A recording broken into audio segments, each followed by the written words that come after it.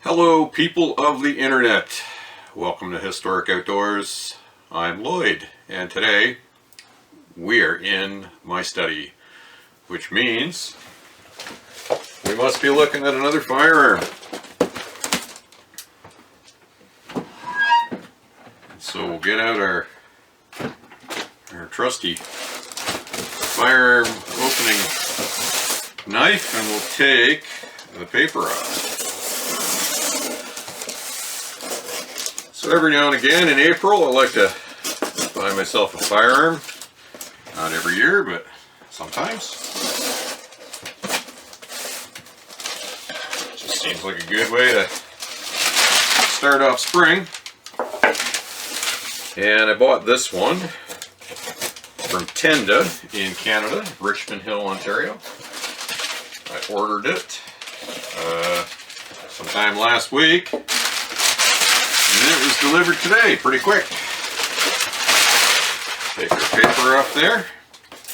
And what we got today is a CZ 527 in 7.62 by 39, which I guess is a Russian caliber. And I guess CZ is manufactured in the Czech Republic.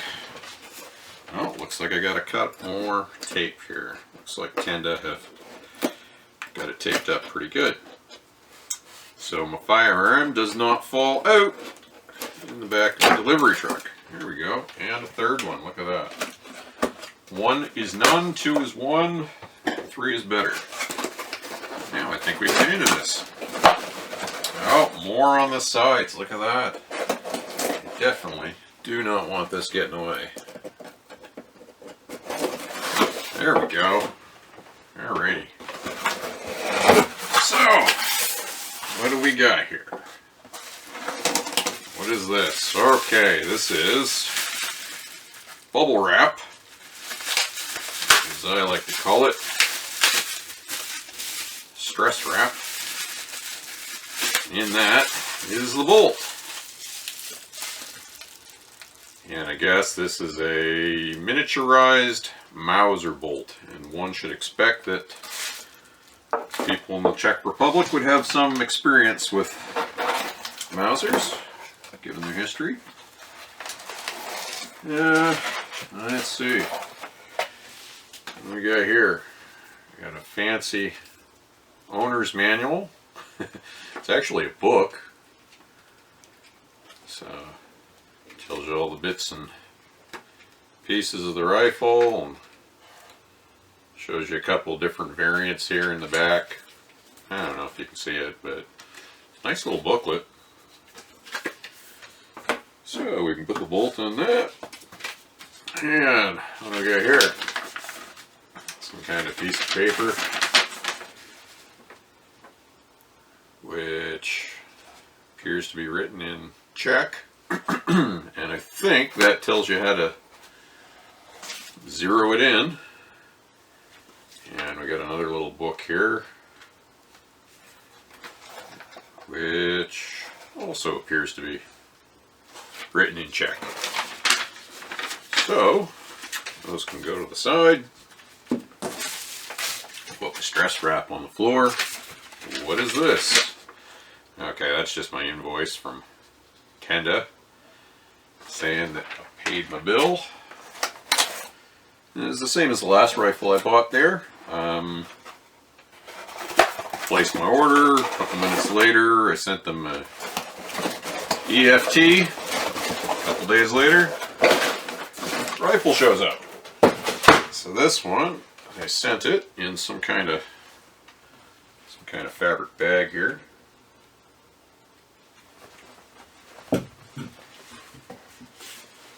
I guess that's good to keep the moisture off. I wouldn't use it as gun stock, but there you have it. Alright, got a nice walnut stock. It says CZ for those who know. Well, I don't know if I know, but this is what I bought. 5-round magazine. Kind of a little rudimentary magazine release here on the side. The only other control on it, I'm guessing that is a bolt release or something. I guess might have to look in the book for that. Safety here. I guess before we can do much with it, we have to put the bolt in, but let's take a look down those sights. It's got a big hooded post there with a red dot on it and 2 white dots. And if I close one eye, I can kind of see it on the white against the wall there, but I think I'm probably going to put a scope on this. But it sure is really nice open sights. So, got a sling swivel in the back here, sling stud up front here, and yeah, really nice stock. Really nice stock. So, yeah, I think I'm going to bring the camera in and have a little closer look. So, the CZ 527 has got about an 18-inch barrel on it. It's not quite 18-inch. It's 17 3/4 measuring from the front of the receiver here. So, probably with the chamber, it's probably 18.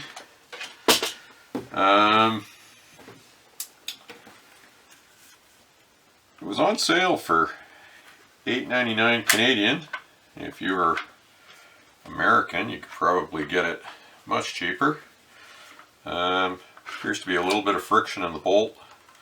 Again, this is a $1,000 rifle. It's not a $3,000 rifle.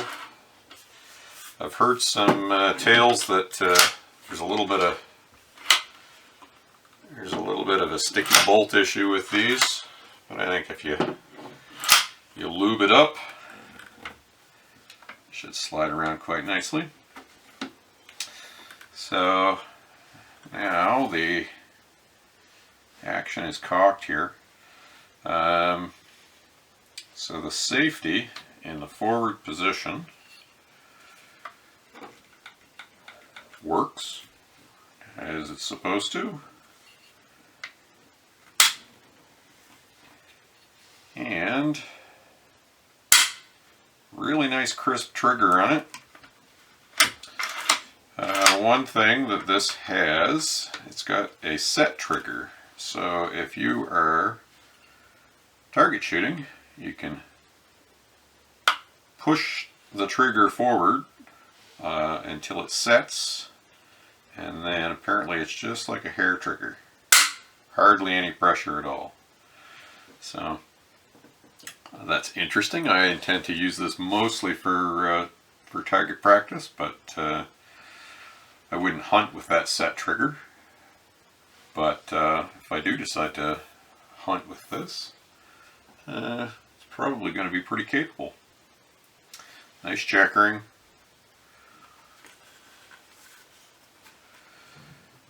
All the markings on one side here.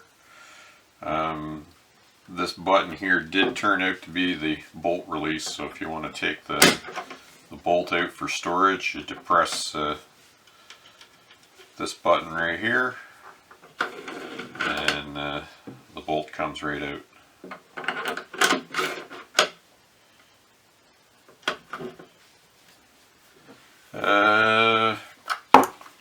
I doubt you can see, but there's a couple of white dots here on the sight, and it's got a red piece of plastic down here on the front sight. Again, I don't know if you can see. I don't know if I got my angle right, but, and again, the front of it is it's kind of an open hood. It's got 3 openings there so that you can let light in, and I guess the light interacts with this little fiber optic piece of plastic down here, and theoretically, in well lit conditions, that should glow ever so slightly.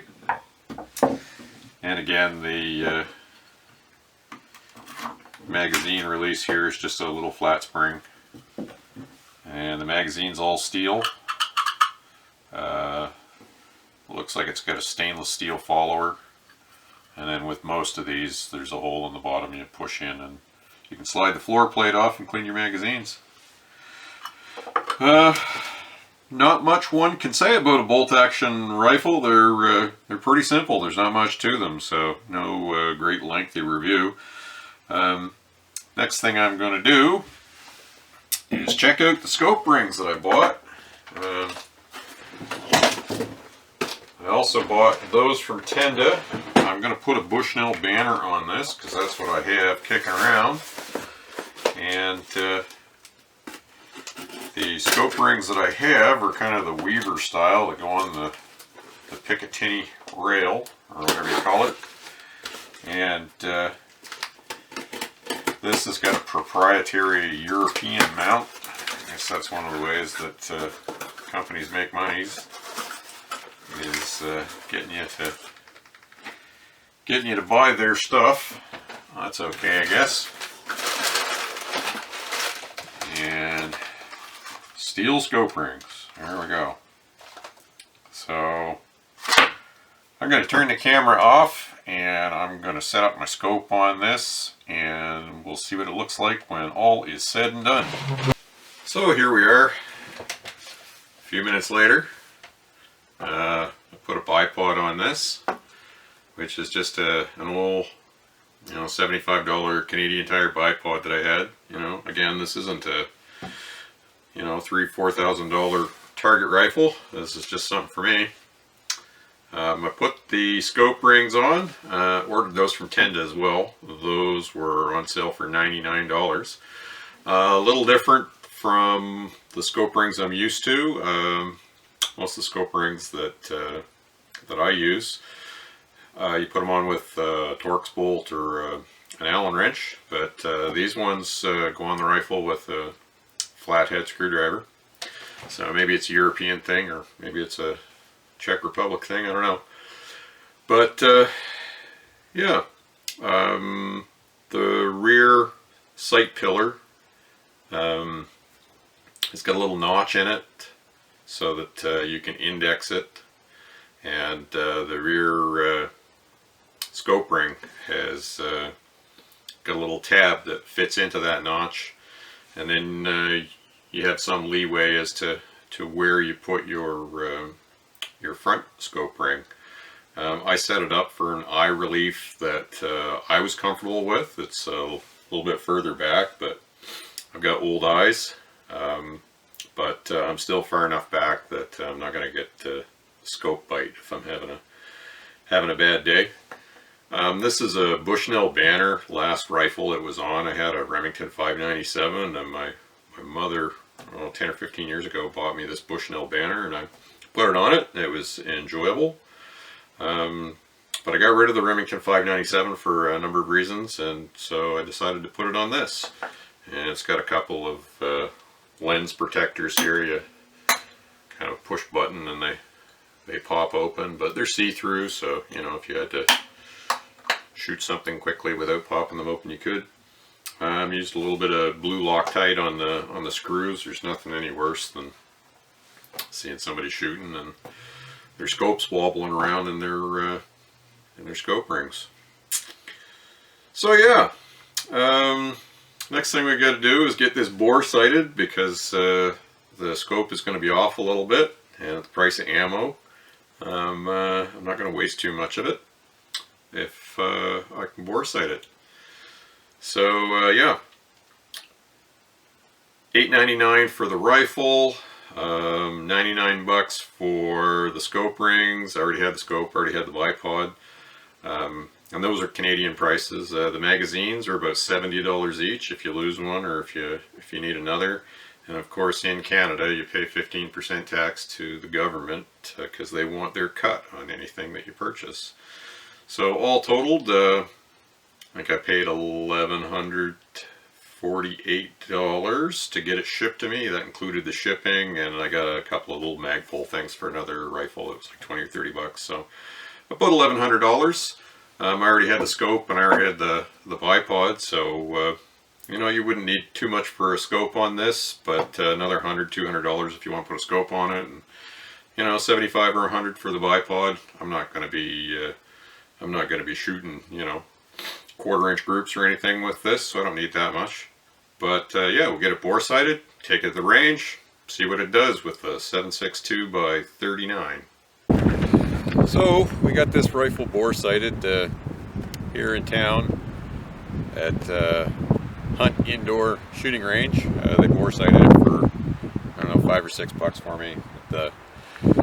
At the cost of ammo and its scarcity, probably a good idea to get your rifle bore sighted these days instead of wasting money on flyers. The only ammo that I could find to sight this in with was American Eagle, so we're gonna give that a try. Not sure what it says here. 124 grain full metal jacket, so no good for hunting, but hopefully it'll sight in well. So we gotta get our trigger lock off here.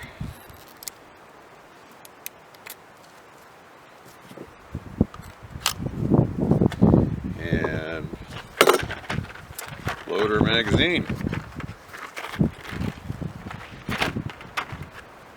1, 2, 3, 4. It's cold and rainy today, and it's kind of annoying trying to do everything with boxing gloves on. It's slippery, it's windy, the audio quality probably sucks, but if we can get 5 rounds in this magazine, call it a success. I will be happy if the first round we chamber is even on the paper. So, may have to move my scope cover here.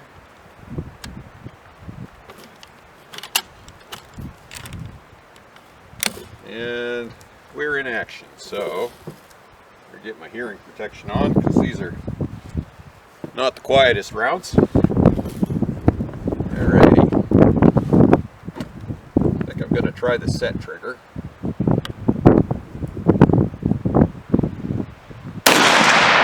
Just touched it off. Look at that. Alright. And my eyes are definitely not good enough to see where that went, so we're going to walk 100 meters down range and see what we got. So we got lucky. Even though it was bore sighted, I'm not on the paper at all. I'm just at the edge of the board that I've got it taped to, pinned to. Right down here. I don't know if you can see that, but that's where we hit. So we got to come up a whole lot of clicks, and we got to come left a bunch of clicks. Well, it's a little wet. I can't see through my glasses, but I doubt I'm going to have any explosions with a bolt gun. So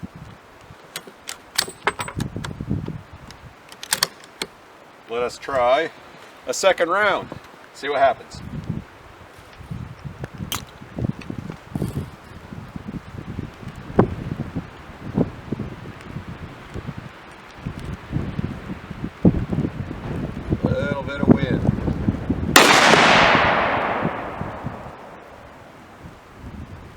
And again, I can't really see it on the paper.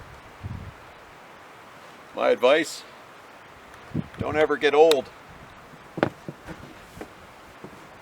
Or if you do get old, buy a spotting scope. So I didn't even touch the paper that time, so something was wrong with my math and I went too far. So I've adjusted it again, and we can see if we can get back close to the paper anyway.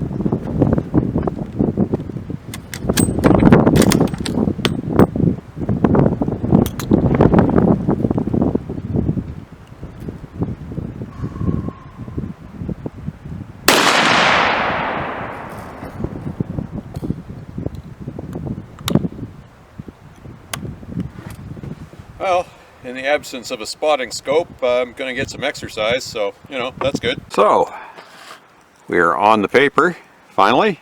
That's not too bad, and it only cost us about $1.50 to get there. So looks like we've got we're pretty good windage wise. Looks like we've got to come up a couple more clicks, but we might go a little bit windage just to dial it in. I don't know, with the wind and the bipod's not an expensive one. It's kind of wobbly, so that might be pretty good, but we'll see. All right, round number 5. It's cold enough that the bore should be nice and cool, but I guess we'll see. Off of the sandbag. I don't know what you can see. My lens is starting to fog up from me wiping the rain off it, but it looks to me like windage wise we're pretty much dead on, and we still need to come up a couple of clicks. So shooting off the sandbag, probably a bit more stable than my Canadian Tire bipod. So that looks to me to be about 4 clicks and we should be there. So took us 5 rounds to get here. 3 on the paper, 1 on the board, and 1's off in Never Never Land somewhere. So we'll load up another mag and see if we can do better.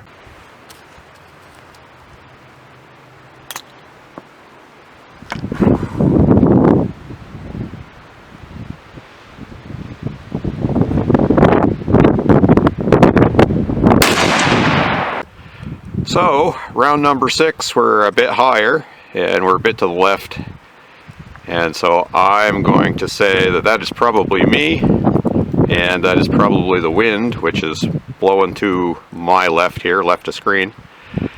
So I'm going to finish off the rest of that magazine. I'm going to put a 4-round group and see what it looks like. So 4-round group, and we'll see what happens here.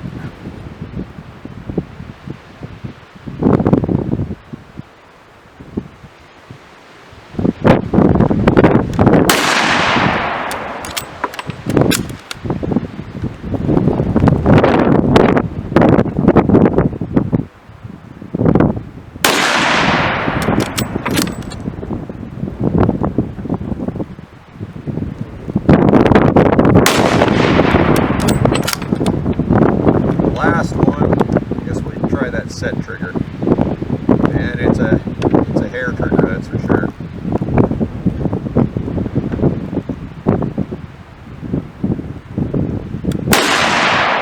We got 3 there that are kind of, one's low, that's probably me, the other 2 are probably also me, and the 4th one, which is missing, probably also me.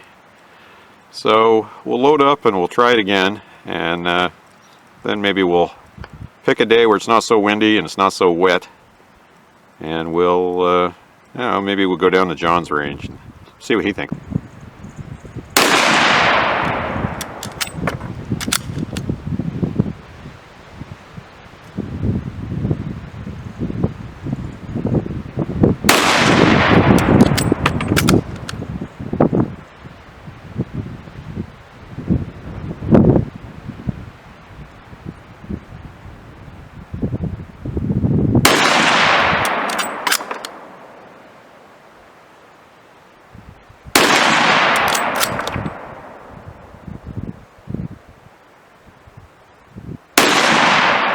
So on that 5-round group there, we got one right where it wants to be, and I would like to think that that is the cold bore shot, but I don't know because I don't have a spotting scope.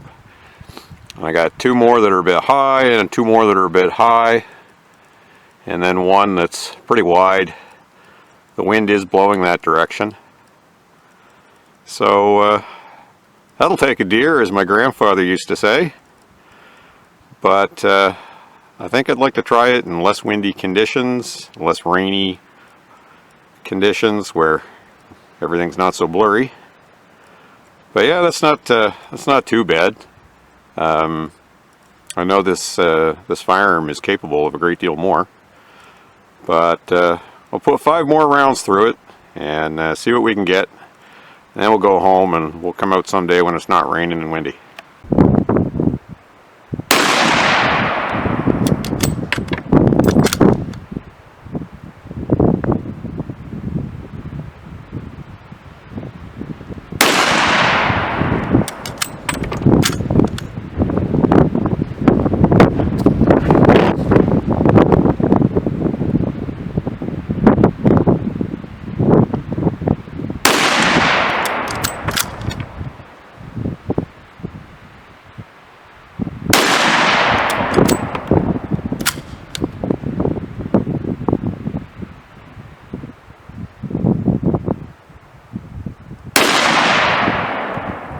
So, again, we got one right in the orange where it wants to be, and then we got one that's low in the direction the wind's blowing, and then we got some stringing going high. So again, I'd like to think that good one is the cold bore shot, and then the others are firing in a hot barrel, but the fact of the matter is it's probably me and a little bit of wind, but it's hard to say. Even though those are not great groups, they're all within, what, 3 or 4 inches of one another, so that's about all you need if you're trying to take a deer. But anyway, I'm pretty sure that on a nicer day with less wind and less rain and maybe less blurry optics, we can do a little bit better. So maybe we'll pick up some better ammo and give that a try. But as far as I'm concerned, this thing is now sighted in. Maybe a click here, a click there is needed. But yeah, not bad. Not bad at all. Pretty fun day. So we are back from range day with the CZ527 with the Bushnell banner scope on top. Things I like about this rifle. I really like the stock. Apparently it's made out of Turkish walnut. Really nice stock. I may at some point put pillars in this and use some epoxy to bed it. I don't know, but that's a project that I might tackle at some point, but it seems to be pretty accurate even without. I do like the open sights on this. Remember when I was a kid, that's what we had was open sights, and this is really quite nice. But we do live in a day and age where everybody's moving to red dots and optics, and arguably they are far more superior. I put the scope on this, and I was getting you know, pretty decent groups at 100 yards with it. Could probably put more of a scope on this if you you know, if you wanted to see past that. The magazine seems to be really well constructed. I'm pretty happy with that. All too often you have really well made firearms, and the magazines are just horrible for it. But in this case, CZ did a very good job with the magazine.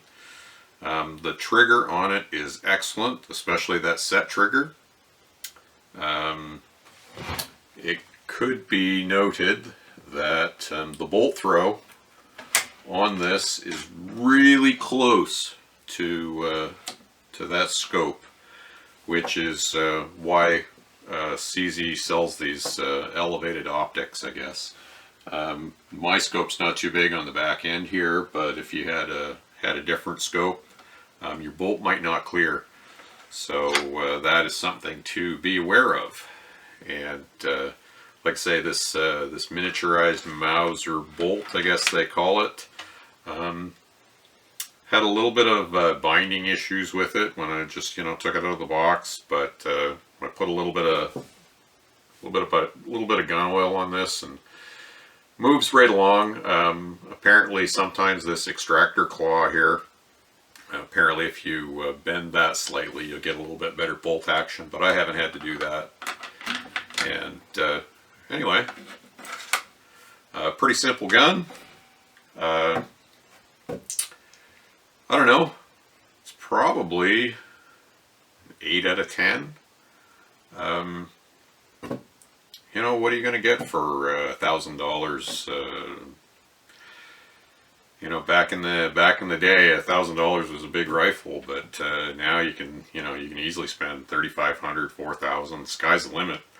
But for my purposes, this shoots a fairly available cartridge, and I think in the weeks to come, I'm going to put out another video, and we're going to go down to John's range and see what kind of accuracy we can get out of the different 7.62 by 39 rounds. You know, I scoped it in with, I think it was American Eagle, but, you know, I've been around northern Nova Scotia and down to Halifax and found a bunch of different types of ammo, and I think we're going to put some through it and see what we can achieve. So, yeah, I'm pretty happy with this purchase. You know, if you're hunting, you know, small game, white-tailed deer, or you know, you get a varmint license, you're looking for coyotes or something like that. I think this is going to do everything you need it to do.